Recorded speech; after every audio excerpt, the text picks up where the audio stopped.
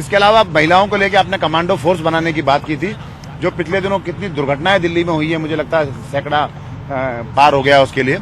उन सब बहनों और बेटियों के साथ जो खिलवाड़ हुआ उसकी रक्षा की जा सकती थी अगर महिला सुरक्षा दल पहले दिन से बनाते तो।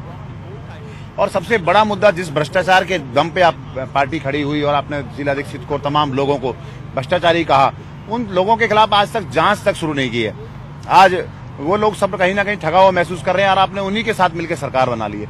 ये 5-6 मुद्दे हैं और एक बहुत बड़ा मुद्दा जो आपने प्रॉमिस किया था दिल्ली की जनता को, उनको वे अस्थायी लोग जो टीचर्स हैं, सफाई कर्मचारी हैं, ITI के लोग हैं, DTC के लोग हैं, उन तमाम लोगों को हम आज सरकार में आते ही पक्का करने का प्रोसीजर शुरू कर देंगे। आप आज उनसे बात करने तक को तैयार नहीं है।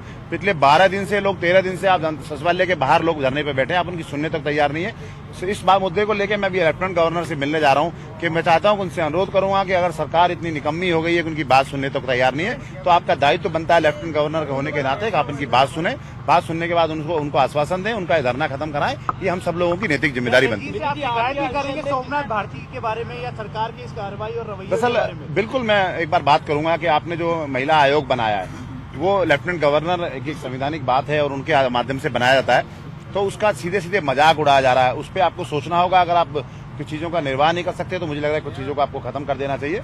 और मुझे लगता है कि अगर लेफ्टिनेंट गवर्नर द्वारा संवैधानिक बॉडी है वो, और उसका मजाक हमारे लॉ मिनिस्टर उड़ा रहे हैं और कानून का मजाक वो लॉ मिनिस्टर उड़ा रहे हैं, तो उस पर आपको लेफ्टिनेंट गवर्नर देश के हित के लिए, राजधानी के हित के लिए उनको उस पर कार्रवाई करनी चाहिए। उसके लिए बात करेंगे। बिन्नी जी, आपको बात बताओ कि आपको किसी और MLA का भी समर्थन मिल रहा है? दरअसल इसी डर की वजह से इन पार्टी को ये डर था कि लगातार तमाम सूत्रों से जानकारी मुझ तक पहुंच रही थी, मीडिया तक पहुंच रही थी कि तमाम ऐसे विधायक हैं जो असंतुष्ट हैं पार्टी की पॉलिसीज से, उसमें वो सब लोग वहां पहुंच सकते थे। इसीलिए कि आनंद फानंद पे इन्होंने कल एक आपके माध्यम से मुझे जानकारी, मुझे लिखित में कोई जानकारी अभी तक नहीं है, फोन के माध्यम से मुझे कोई जानकारी नहीं है, मेल के माध्यम से मुझे कोई जानकारी नहीं है कि मुझ तक कोई ऐसी चीज इन्होंने भेजी हो कि जिससे बताया हो कि भाई आपको पार्टी से निकाल दिया गया, आपकी मेंबरशिप रद्द कर दी गई है।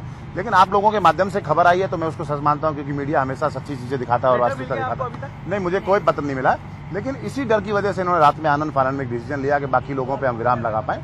तो ये इसके पीछे की मंशा मुझे एक और दिखती है कि ये चाहते हैं कि सरकार किस तरह गिर जाए, क्योंकि ये चाहते हैं कि वो वादे दिल्ली की जनता से जो हमने किए हैं उनको पूरा करना हमारे लिए संभव नहीं है। उन सब चीजों से बचने के लिए तमाम पीछे इन्होंने होम मिनिस्टर से लेकर तमाम लोगों पर बहुत हल्की बातें की, हल्की टिप्पणियां की हैं।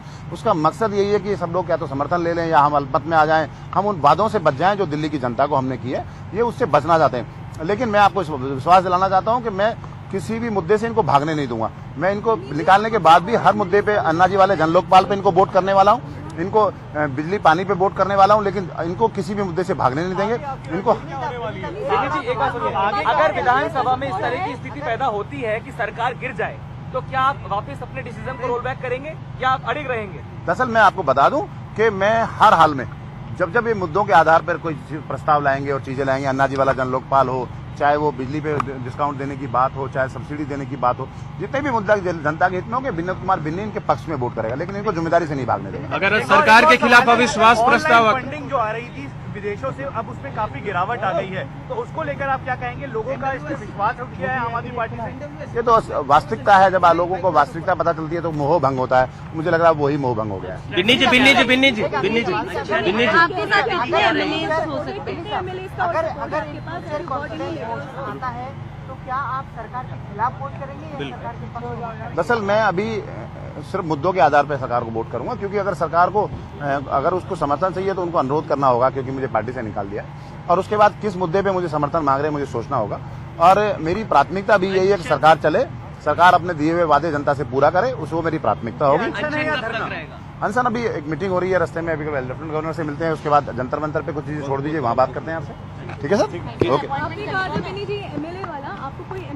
नहीं, मैंने किसी MLA से बात नहीं की है, ना किसी को फोन किया, लेकिन तमाम सूत्रों के माध्यम से पता चल रहा था कि 2-4 लोग मेरे समर्थन में आ सकते हैं। उसी डर की वजह से इन्होंने आज ये डिसीजन लिया।